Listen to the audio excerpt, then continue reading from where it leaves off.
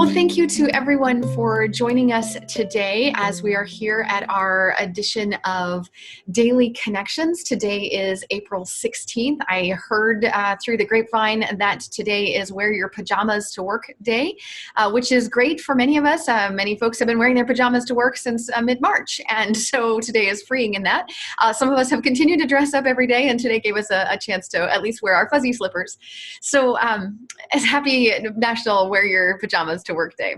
Today's topic is around what's good. And for those of you who don't know me, or you're listening in for the first time or participating in for one of the first few meetings of these, my name is Sanika Wah, and I am a dyed-in-the-wool optimist. And I believe that at the end of the day, it's all going to be okay. And I believe that there are good things that come out of every situation in which we find ourselves. And where we are right now, this is part of the Your Clear Next Step mission to help us have better work days so that we can have better evenings and better weekends and contribute more effectively to building better communities. And sometimes when we do that, we've got to focus on the good. And in our world right now, it is so easy to focus on the negative. It is so easy to see things that are dark. And this was true on the 12th of March, just as much as it is true on the 19th of March or the 16th of April, 2020. Right now, we are absolutely in the middle of a pandemic, and things are disrupted, and things are not great. And I don't want in any way to diminish that. But I want to spend some time really thinking about how to focus on the positive, how to get that forward-moving mindset, how to get that positive mindset around, because I think it's so important for all of us. So I hinted at this yesterday, and it's not a new topic, right? When we focus on the negative, we fill our lives with the negative. When we focus on the positive, we fill our lives with the positive, right? When we focus on what we see, we drive towards that. It's the old analogy of driving a car. If I am driving the car and I'm looking forward, I'm looking towards the end of the road. As I drive, my eyes are looking forward and I stay on the road. And if there is some sort of accident in the ditch or something ugly or horrific in the ditch that I want to go and look at, I look at the thing in the ditch and then I wind up steering that way and I wind up driving right into the ditch. And so we got to keep our eyes focused forward. We got to keep our eyes looking on the positive. I think, and I want to be really, really careful here. This is a disclaimer. I do not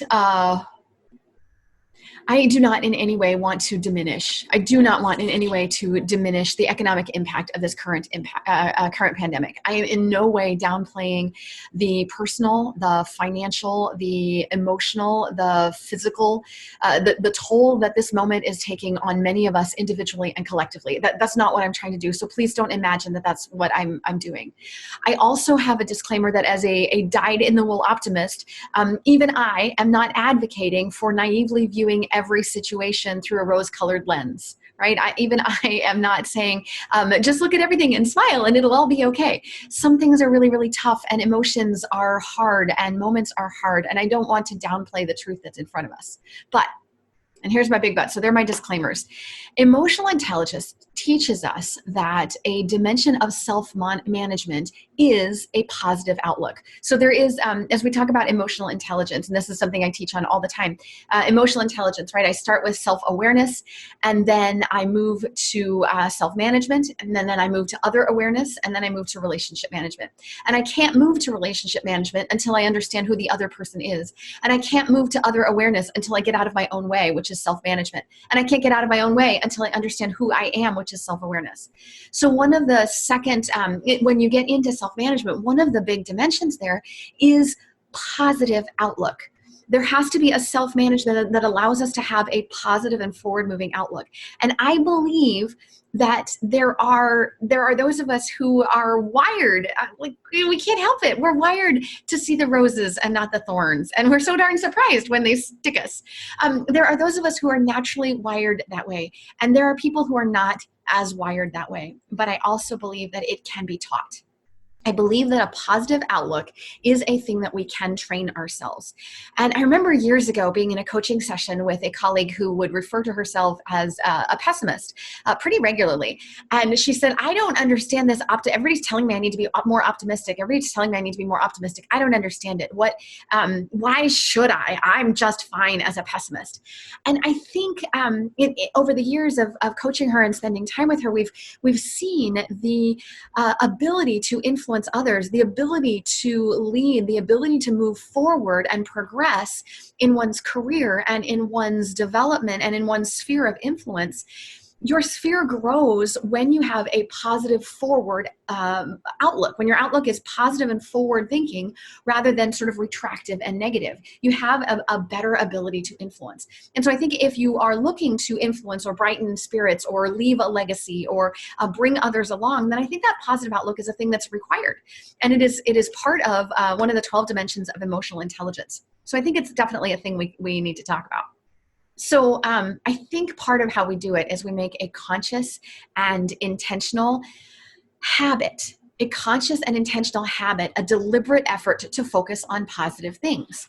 So a couple of tips with this, right? How can you do this? And not all of these tips apply to everybody. You've got your own schedule and your own pace and the way your brain works, and that's fine. One tip, start your day with a focus on something good. Before you get out of bed, right before those feet hit the slippers or the floor, whatever it is, before you get out of bed, stop and think about something good. I had a friend for years who said, when you'd say, how are you today? He'd say something like, well, I'm vertical, and that beats the alternative, right? I can stand up today. I can walk around. I'm not 6 feet under.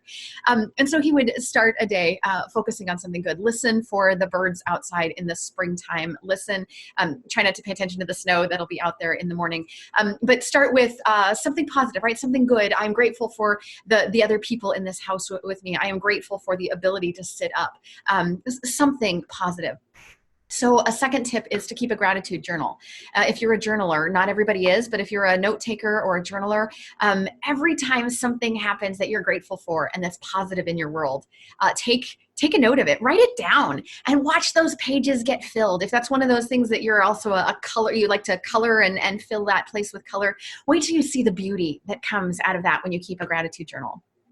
A third one, if you're on social media a lot, make a conscious and deliberate effort to share positive social media posts. Something comes through, don't share the crap.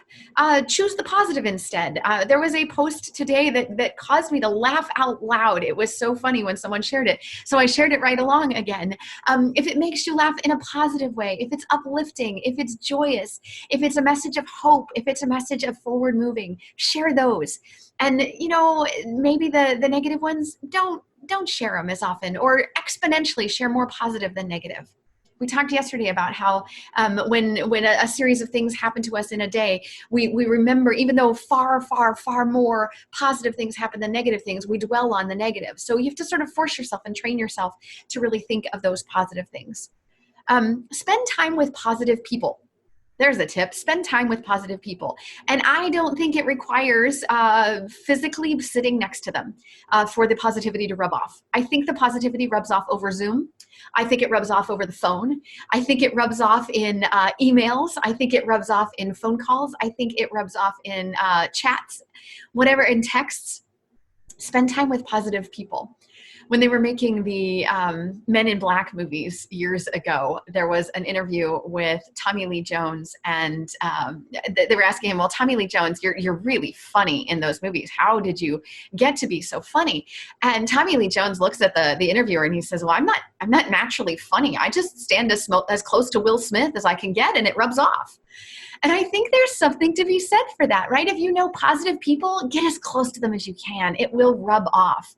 There was something out of, I forget where I read it. It was about that we become an average of the 5 people we spend the most time with. If you look at the 5 people you spend the most time with, and at least a handful of them aren't positive, add a positive person to that mix, or be that positive person to lift others up so we can have that positive mix. And then the last tip I would have is tip number 5, focus on catching yourself. Catch yourself in the moment. When you are in a positive moment, you're like, oh, I just thought of the bright side. Pat yourself on the back. Celebrate that you just had that. I focused on the bright spot. Focus on that. And when you notice yourself focusing on the negative, or gosh, that was a stupid turn of events, and you start to, someone asks you, how was your XYZ? And a bunch of things happened today, and only one of them was negative, and that's the one you lead with. Catch yourself. Wait. I don't want to lead with that. Hang on. Let me lead with something else. Like, catch yourself in that moment and really help yourself to focus on the positive. So those are just a handful of tips. They won't necessarily work for all of you all the time, but as we try and become more positive and focus on that positive outlook, again, not to diminish pain, not to diminish real feelings of discomfort and things that are unpleasant. I don't want to take away from those. Those are real. But with a positive outlook, we can work through them. With a positive outlook, we can problem solve. With a positive outlook, we can bring others through their challenges as well. There was when I used to work at Nationwide years ago, they would talk about the mood elevator. And the higher you are in your mood elevator, the more wise and insightful your decision making. If your mood is more positive, you will make more wise and insightful and other focused decisions. You can make decisions that are for the greater good.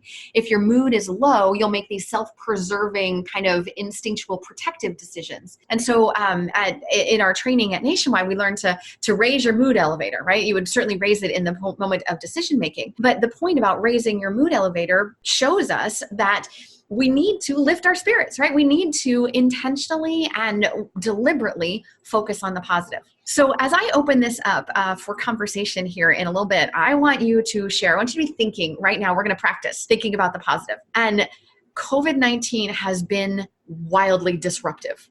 I will not discredit that, right? It has been wildly disruptive and in many ways really, really hurtful. But there have been some good things.